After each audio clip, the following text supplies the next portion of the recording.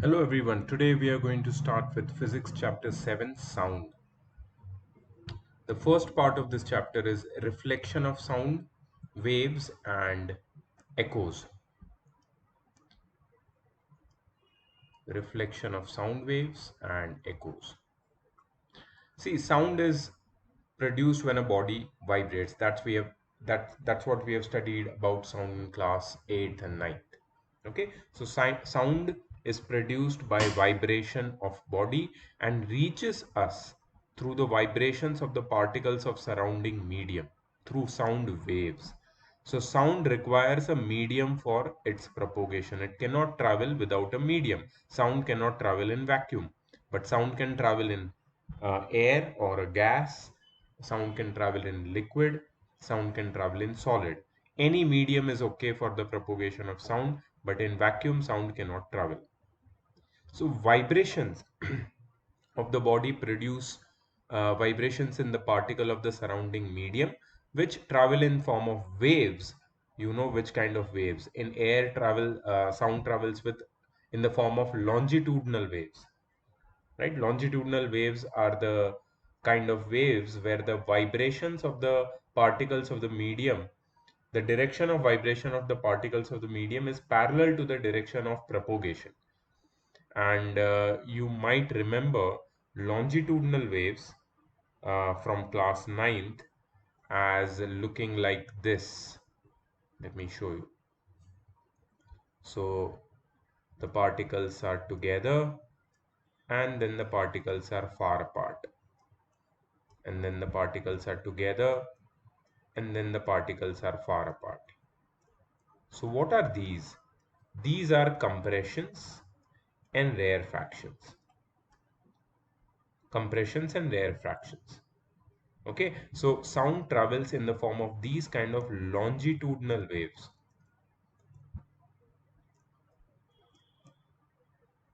in air, and in water or on the surface of water and on the surface of solids, sound travels in the form of transverse waves, which is like this, where this is the crest and this is the trough. Trough, that's how it is pronounced, not trough, trough. Okay, crest and trough, compressions and rarefactions. So this is what we have studied about sound waves in class 9th, also maybe in class 8th. I'm not sure about class 8, but yeah, definitely in class 9th we have studied that. Okay, when these vibrations reach our ear, the sound is heard. Our ears are sensitive to only a limited range of frequencies of sound. Now you know what is the meaning of the word frequency. Frequency is the number of vibrations produced by a vibrating body per second. Our ears can hear sounds from 20 Hz, frequency of 20 Hz, to the frequency of 20,000 Hz. So if it vibrates more than 20 times per second, then our ears will be able to hear the sound produced by it. If a body vibrates for about, let's say, up to 20,000 hertz, 20,000 times per second, then also our ears will be able to hear the sound produced by it. So this is the range of, you can say, audible range of frequency our human ears can perceive. Okay, so this is the range of audibility, 20 hertz to 20,000 hertz. However, the range of audibility of a person decreases as he gets older, since the hearing sensitivity of ear falls for both the low and high frequency. So ये जो range है ये थोड़ी सी कम हो जाती है for an old person. The sound of frequency above 20,000 Hz are called ultrasonic sounds, and sounds of frequency below 20 Hz are called infrasonic sounds.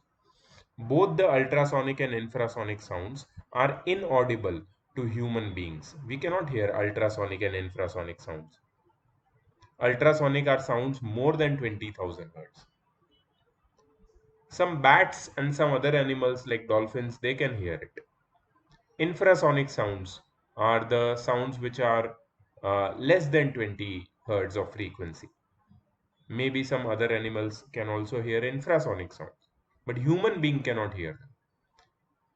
but they both travel in a medium with the speed same as that of audible sound. That means speed of ultrasonic and infrasonic sound is same as the speed of normal sound. It does not travel fast or slow. Only thing its frequency is different from the audible range of sound waves. When sound travels in a medium, the maximum displacement of the particle of the medium on either side of its mean position is called the amplitude of the wave. You have studied about the wave also in class 9, right? Uh, these waves, which I just showed you, longitudinal wave and transverse waves, these are actual waves which represent the actual form of the sound. Like this is how sound looks like when it travels in air and on the surface of liquid and solids. But the graphical representation of sound, we have to draw a graph. So sound, if you draw a graph of sound wave, it looks like this. Here, this is the maximum displacement of the particle from the mean position. And this maximum displacement of the particle from the mean position is known as amplitude. Amplitude. Okay, remember that. The time taken, the time taken by the particle of the medium to complete its one vibration is called the time period of the wave, capital T. Time period of the wave is time taken by the particle of the medium to complete one vibration. The number of vibrations made by the particle of the medium in 1 second, number of particle made by the number of vibrations made by the particle in 1 second is called the frequency. Frequency is the number of vibrations per second of the wave. So we have amplitude, we have time period, and we have frequency. The frequency of a wave is same as the frequency of the source producing it. So this is very similar to the light wave, right? The frequency of light wave is same as the frequency of source. Same thing applies to sound also. The frequency of sound wave is the same as frequency of the source producing it. The distance traveled by the wave in one time period of vibration of the particle of medium is called wavelength. Wavelength is distance traveled by the particle in one time period. So the wavelength in graph is represented from here to here. This is one wavelength, length of one full wave, or from here to here. This is also one wavelength, or from here to here. This is also one wavelength. From one trough to other trough, or from one crest to other crest, or the length of one full wave. These all are known as one wavelength. One wavelength. Okay. The distance traveled by wave in 1 second is called wave velocity. Wave velocity is the velocity of the sound wave. Wave velocity is distance traveled per unit time or per second. Okay. There is a relationship between wave velocity, frequency, and wavelength. I will tell you the relationship, but before that, I would like to give you one formula, very simple formula. See, velocity is equal to distance upon time. Here, the distance traveled by wave is equal to the wavelength. And the distance traveled, if it is one wavelength, then the time taken will be equal to the one time period. So, distance upon time, that is V is equal to lambda by T. Now 1 by t, that is a reciprocal of time period, is nothing but the frequency. Okay, so we can write it as V is equal to lambda times f, or f times lambda. So wave velocity is equal to wavelength times frequency, or wave velocity is equal to wavelength divided by time period. Okay, so this is the value of wavelength. V is equal to f lambda, or V is equal to lambda by t, and f is equal to 1 by t. Frequency is the reciprocal of time period. These all things are from class 9. These are just kind of a revision for you. But yeah, some of the numericals are based on uh, these topics also. So please remember them.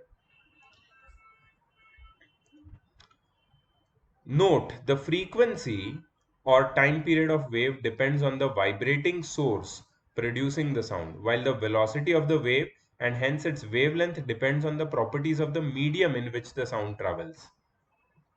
Frequency and time period depends on the source producing the sound, but wave velocity and wavelength depends on the medium in which the sound wave travels. Remember this. The sound waves necessarily require a medium for their propagation. Without medium, they cannot travel. The transfer of energy by waves is through the vibrations of the medium particles about their mean positions. When the medium particle vibrate, there is a change of kinetic energy into potential energy and vice versa. So the sound waves are also known as elastic or mechanical waves. This question can be asked to you. Why sound waves are also known as mechanical waves or elastic waves? Because when the sound waves are created by the vibrations of the particles of the medium, there is a change in kinetic energy into potential energy and vice versa, and hence the sound waves are known as mechanical waves or elastic waves. This should be the answer. But there can be other question also, why light waves are not known as mechanical waves? Because when light waves are produced, there is no change in the kinetic or potential energy of the medium, and hence they are not mechanical waves. Okay, remember that light waves can also travel in vacuum. Sound cannot travel in vacuum. That's why sound waves require material medium for their propagation, and that's why they are mechanical waves. The mechanical waves are of two kinds: longitudinal waves and transverse waves. If the vibration of the medium particles are along the direction of propagation, thus forming compressions and rarefactions in the medium, the wave is called as longitudinal wave, which I just showed you at the beginning. These are longitudinal waves and these are transverse waves. That's what they are. So most of the stuff is from class 9th, just kind of a revision.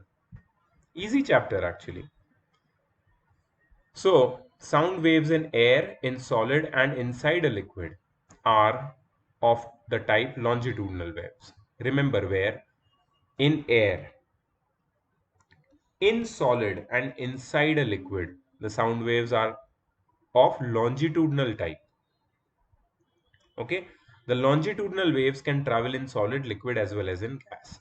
On the other hand, if the medium particle vibrate normal to the direction of propagation of wave, forming crest and troughs, then the wave is called transverse wave. That is, sound wave in solid or on a surface of a liquid are transverse waves. Transverse waves are formed only on those media which possess rigidity, and that's why they can travel only in solid and on the surface of liquid. They cannot travel in gases. So these I told you were transverse wave. In transverse wave, the particles vibrate up and down and the waves move in the forward direction. So there is an angle of 90-degree between the direction of vibrations of the particle and the direction of propagation of wave. In case of longitudinal waves, the particles vibrate back and forth and the wave moves forward. So in longitudinal waves, the vibrations are parallel to the direction of propagation of sound. In transverse waves, the direction of propagation of sound is perpendicular to the direction of vibration of the particles of the wave. Okay, so this is basically what you call as transverse and longitudinal waves. ठीक है, अब देखो एक important चीज वो लोग ने बोला है कि लॉन्जिट्यूडनल वेव कहाँ पे ट्रैवल कर सकते हैं. इसको इसको याद रखना है तुम्हें. ठीक है, longitudinal waves can travel in gases, inside liquids, and inside solids. Transverse wave can travel on surface of liquids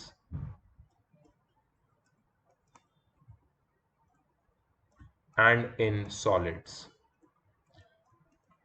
Okay, on surface of liquids and in solids. Remember that this information has been conveyed to you up to now.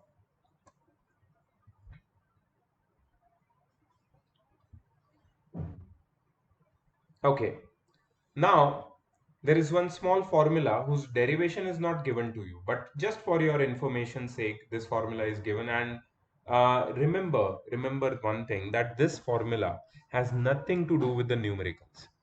There will be no numerical asked on based of this formula. So don't worry that okay, this formula has some information which we don't understand. Of course you don't understand because it has not been taught to you.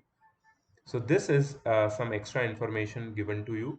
No theoretical or numerical question will be asked on this formula, so don't worry. Okay.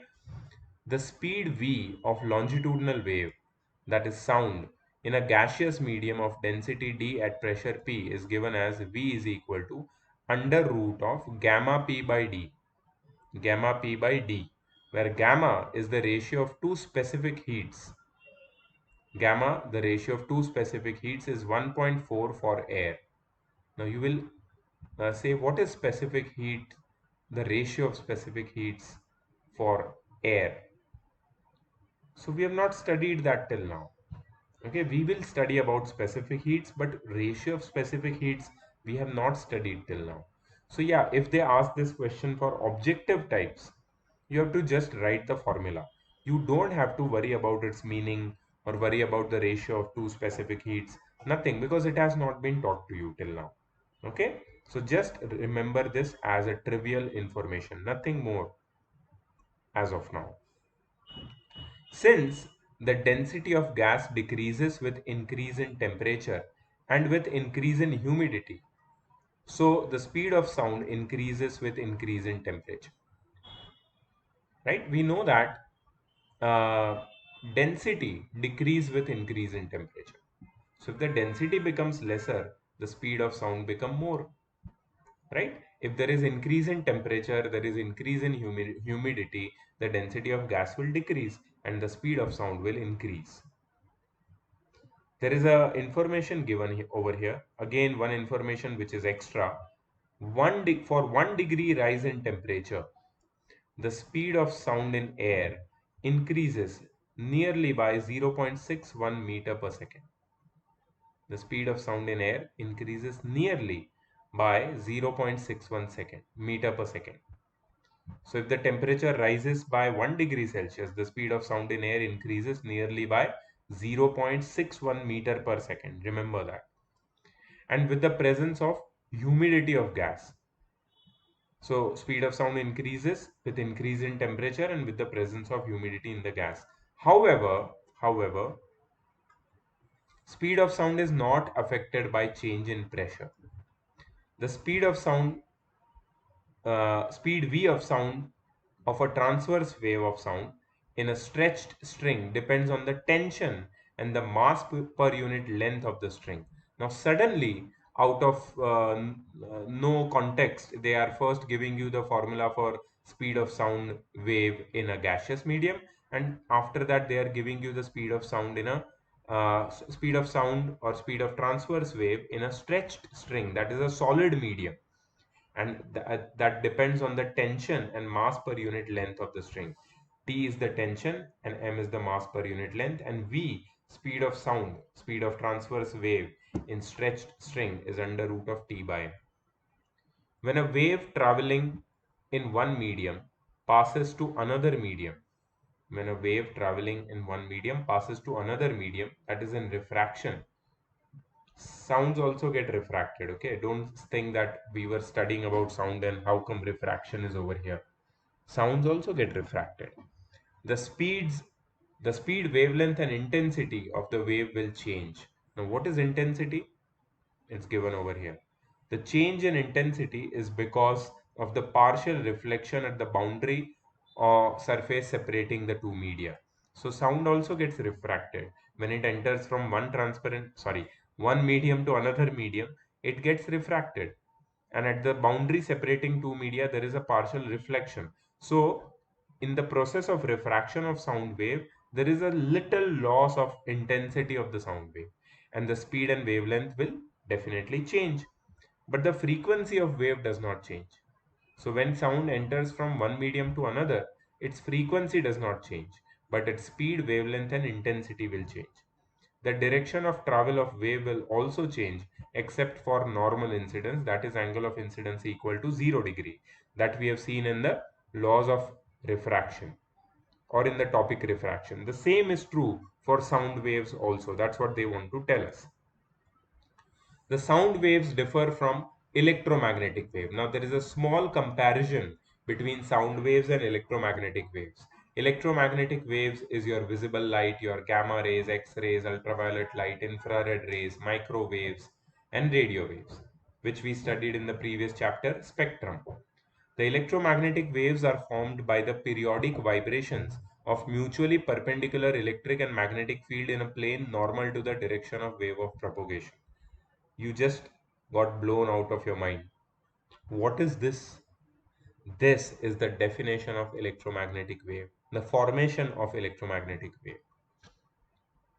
If you ask me, do we have to remember that? I think no. 99% of the time, you don't have to worry about this up to class 12th. In class 12th, if you take science, in physics, you have to understand, memorize the whole thing properly. How are electromagnetic waves produced or formed? They are formed by periodic vibrations of mutually perpendicular electric and magnetic fields in a plane normal to the direction of wave propagation. Okay. So this is the method of formation of electromagnetic waves, gamma rays, X-rays, UV rays, visible light. But how are sound waves produced? They are produced simply by vibration of a body in a medium. Electromagnetic waves, they can travel through vacuum also. Sound waves cannot travel. Electromagnetic waves are not mechanical. Sound waves are mechanical. So there are so many differences, right? The electromagnetic waves are thus the transverse waves, but unlike sound waves, they can travel through vacuum also.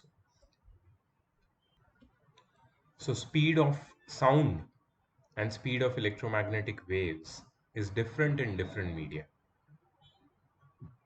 Speed of electromagnetic wave is maximum in air and vacuum, 3 times 10 to the power 8 meter per second.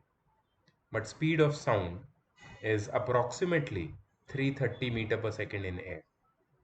Okay, so that's one more basic difference between light waves or electromagnetic waves and sound waves. So these are the differences which they have listed. Light waves are electromagnetic waves, sound waves are mechanical waves. Light waves can travel in vacuum, sound waves cannot travel in vacuum, they require a material medium for propagation. Propagation means travel. Speed of light waves is very high, 3 times 10 to the power 8 meter per second in air, and speed of sound is low as compared to speed of light, 330 meter per second in air.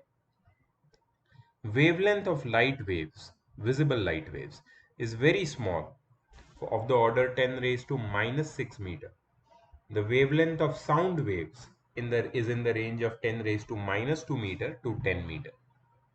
Light waves are transverse and sound waves are longitudinal in air and transverse in solids, surface of solids and surface of liquids. Okay, so these are the distinctions between light waves and sound waves. So this was, you can say, up to here most of the part was just a revision. Okay, just a revision of what sound is, and some little extra parts, but mostly it was a revision part. So our next main topic is reflection of sound waves.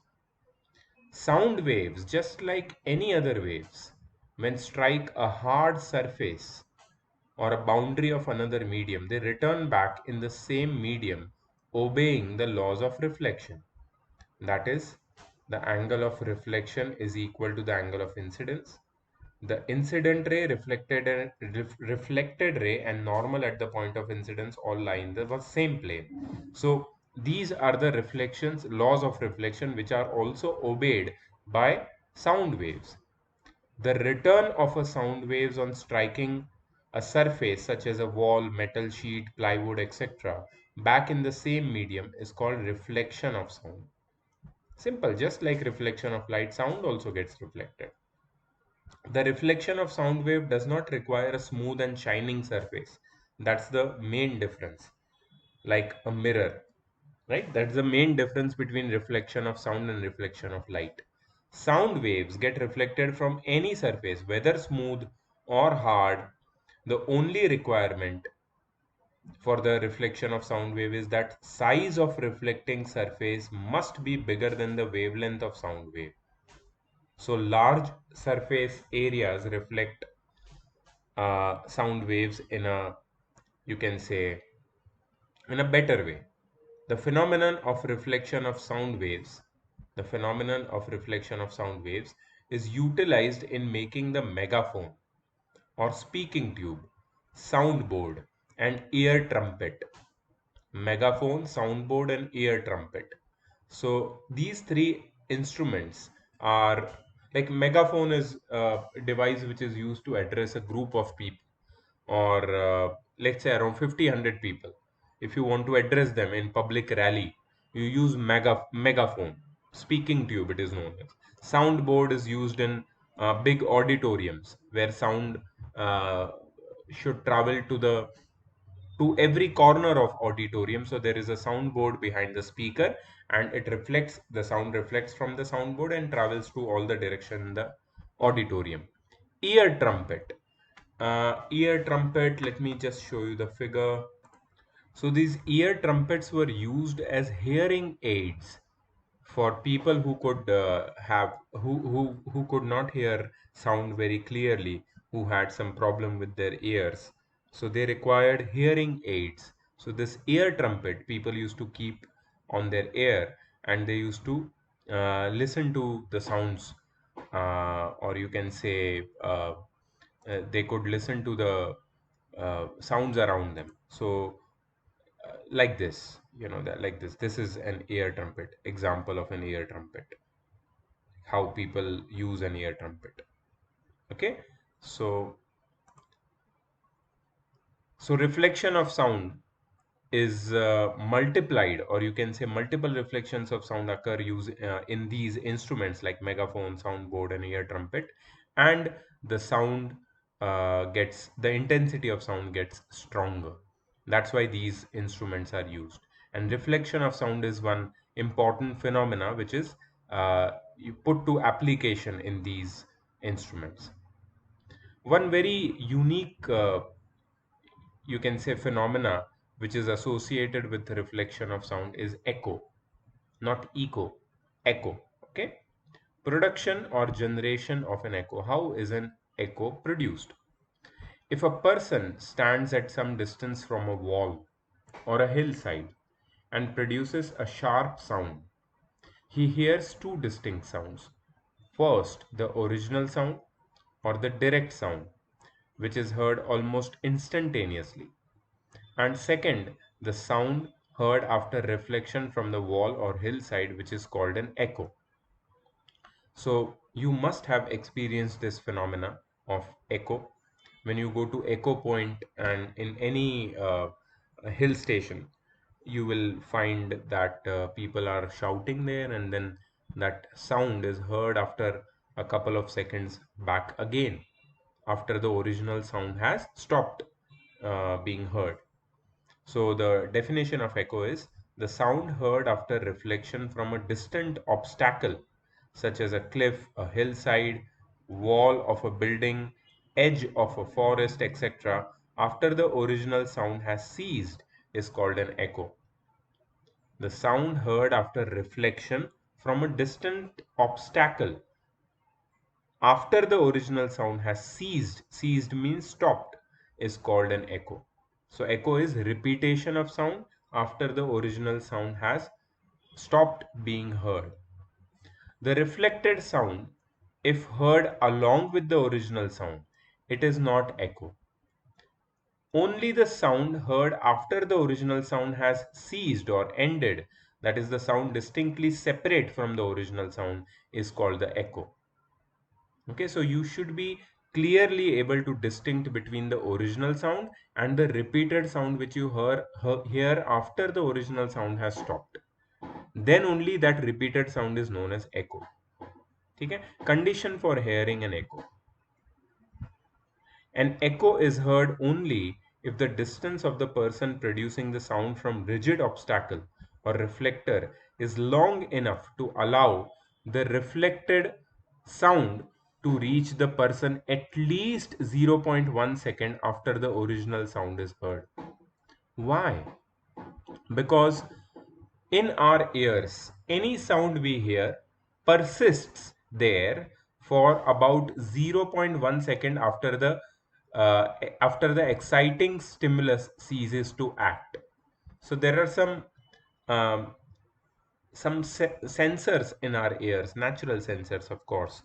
So what happens is when you hear a sound, these sensors uh, you can say they can catch these sounds, they can perceive these sounds, and these sounds are they last in our ears for about 0.1 second. They remain in our ears, they remain audible to us for about 0.1 second.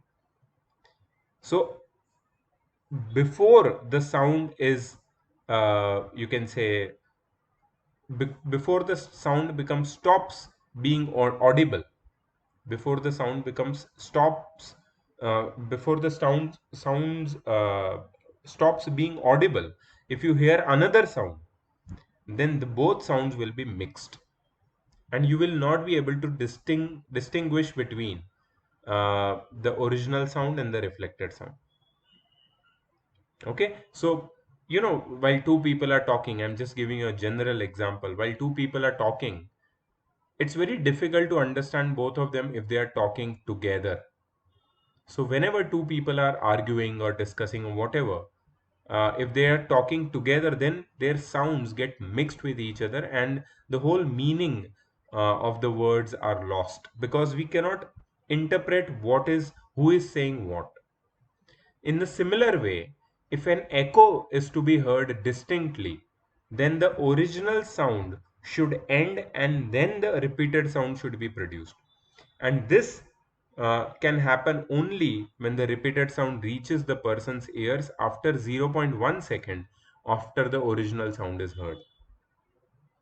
So there should be a gap of 0.1 second between the original sound and the reflected sound. Okay, so remember the gap must be 0.1 second. This is our time. This is the time required for the time sound to get heard distinctly after the original sound has ceased. Okay, now imagine that d is the distance of the observer from the obstacle and v is the speed of sound in the medium. Then total distance traveled by the sound to reach the obstacle and then to come back is 2d. मतलब just imagine करो कि जो sound produce कर रहा है वो यहां पे है, ठीक है, और यहां पे तुम्हारा ऑब्स्टैकल है और इनके बीच का जो डिस्टेंस है कितना है वो d. अब साउंड यहां से जाएगा और यहां से वापस आएगा. साउंड को जाने में और वापस आने में कुछ तो टाइम लगेगा, ठीक है. ये जो टाइम है वो कितना होना चाहिए, 0.1 सेकेंड. और ये जो डिस्टेंस ट्रैवल कर रहे हैं वो कितना होना चाहिए, 2d. डिस्टेंस ट्रैवल कितना करना चाहिए, 2d. मतलब टाइम है 0.1 सेकेंड और distance travelled is 2d between the obstacle and the source of sound. ठीक है, दो चीजें हमको मिल गई है, distance and sound. So time is equal to distance upon speed. Distance is 2d and speed is v, और distance is equal to vt by 2. vt by 2. देखो स्पीड ऑफ साउंड की जो जनरल वैल्यू हम select करते हैं that is 340 metre per second at ordinary temperatures. और time तो हमें पता है 0.1 सेकेंड है because for an echo to be heard distinctly there should be a gap of zero point 0.1 second between the original sound and the repeated sound, right? So if we put the values in this formula, in the place of V, if I put 340, in the place of T, if I put 0 0.1, and upon 2, I will get 17 meter. So what is 17 meter? 17 meter should be the minimum distance between the source and the obstacle to hear the echo distinctly after the original sound has ceased. 17 meter should be the minimum distance to hear the echo distinctly. तुम्हें अगर echo सुनना है तो तुम्हारे और जो obstacle है उसके बीच का distance कितना होना चाहिए? Approximately 17 metre. 17 मीटर से ज्यादा डिस्टेंस हुआ तो अच्छी बात है, तो echo और अच्छे से सुनाई देगा, लेकिन 17 मीटर से कम नहीं होना चाहिए distance. So minimum distance between the uh, source of sound and the listener must be 17 meter to hear an echo distinctly. If distance is less than 17 meter, then the reflected sound will reach the ears before the original sound dies out. That is before 0.1 second. So no echo will be heard. The original sound and the reflected sound will be overlapping.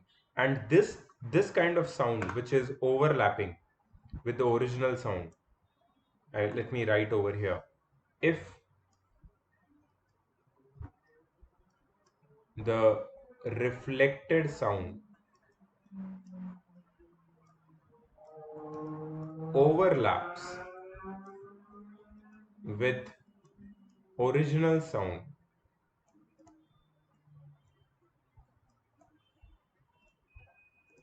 if the reflected sound overlaps with the original sound, no echo is heard. Such phenomena is known as reverberation. Reverberation. Okay, and you can hear this reverberation almost every day. You know where? Who is the bathroom singer here? If you sing in your bathroom, if you know people, they frequently sing in the bathroom because there is a reverberation. So sound with reverberation has such certain depth and it sounds good. That's why everybody sings good in bathroom. Everybody feels that they are good singers when they are singing in bathroom because of this reverberation. Reverberation is not echo, but there are multiple reflections of sound due to which the sound's quality changes. It attains or achieves a certain depth, and that's why the sound feels much more soothing and much more, you can say, with depth and sounds beautiful, right? So that is reverberation, not echo. That's what they have written over here. If the reflector is at a distance less than 17 meter, original sound just mixes up with the reflected sound. If there are repeated reflections at the reflecting surface, the sound gets prolonged. This effect is known as reverberation, which can easily be experienced in tombs like Taj Mahal, Sikandra, etc. तुम्हारे bathroom में भी बोलना चाहिए था यहाँ पे, which can be easily experienced in tombs like your bathroom. नहीं, okay, ठीक है. Thus, to hear echo distinctly, following three conditions must be satisfied. सबसे पहली condition, the minimum distance between the source of sound and the observer and the reflector in air must be 17 meter. Minimum distance 17 meter होना चाहिए. It is different in different medium depending upon the speed of sound in that medium. For example, inside sea water, if you want to hear echo distinctly, the speed of sound is 1400 meter per second. So D will become 70 meter. So the minimum distance between the obstacle and the listener must be 17 meter inside the sea to hear the echo distinctly. You will say, sir, how can we hear anything inside sea? Of course we can hear. Sea is made up of water, which is a medium, so sound can travel in it. Second condition is the size of reflector must be large enough as compared to the wavelength of the sound wave, right? It should be a huge wall or huge cliff or hillside or huge edge of the forest. Only then the sound waves will be reflected efficiently. A small stone or a small wall will not be able to reflect or produce echoes. The intensity of sound should be such that the reflected sound should reaching the ear is sufficiently intense to be audible. ऐसे तुम बड़े hill side के सामने 17 metre से दूर जाके खड़े रहे, सब कंडीशंस करेक्ट है, सिर्फ तुम क्या कर रहे हो, you are just whispering hello hello hello hello, तो तुम्हें कुछ नहीं सुनाई देगा, you will not hear anything. Intensity of sound भी लार्ज होनी चाहिए so that the reflected sound reaching the ear is sufficiently intense to be audible, otherwise सुनाई कैसे देगा. Then next topic is determination of speed of sound by the method of echo. बहुत interesting है ये. You can find the speed of sound by the method of echo. The echo method can be used to determine the speed of sound in air. For this, sound is produced from a place at a known distance, say d, at least 50 meter from the reflecting surface. तो तुम्हें एक 50 metre फार, minimum 50 metre फार एक place पे जाना है from the reflecting surface. The time interval t in which the echo reaches the place from where the sound was produced is noted by a stopwatch having the least count of 0.01 seconds. And then the speed of sound is calculated by using the relation 2d by t. V is equal to 2d by t.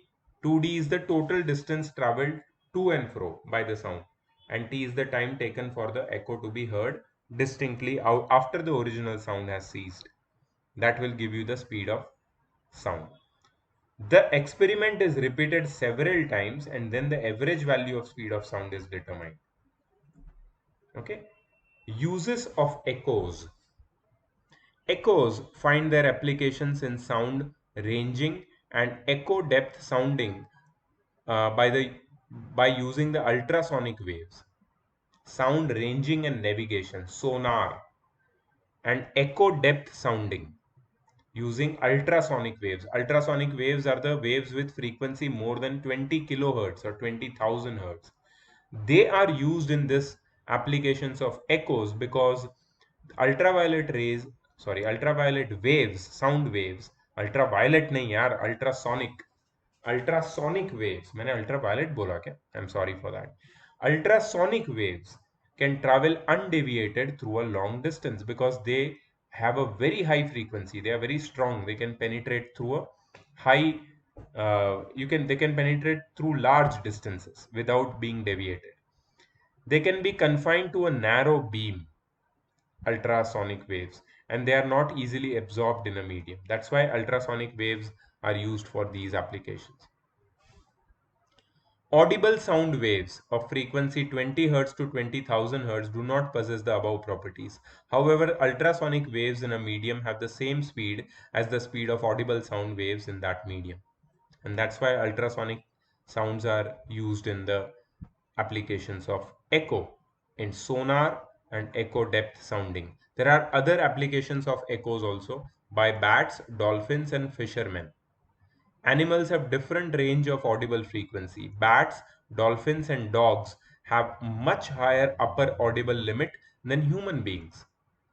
Bats can produce and detect the sound of very high frequency up to 100 kilohertz, 1 lakh hertz. Bats fly with a speed much lower than the speed of sound. The sound produced by the flying bats reflected back from an obstacle in front of it. By hearing the echo, bats come to know that even in dark, the location of an obstacle so that they can fly safely without colliding with it. This process of detecting obstacle is called sound ranging. Dolphins detect their enemy and obstacle by emitting ultrasonic waves and hearing their echo. They use ultrasonic waves for hunting their prey also. Trawlermen or fishermen sends pulse of ultrasonic waves from a source, a very high frequency vibrator, into the sea and receives the waves reflected from the shoal of fish. Shoal of fish is group of fish. I will just show you that. Shoal of fish.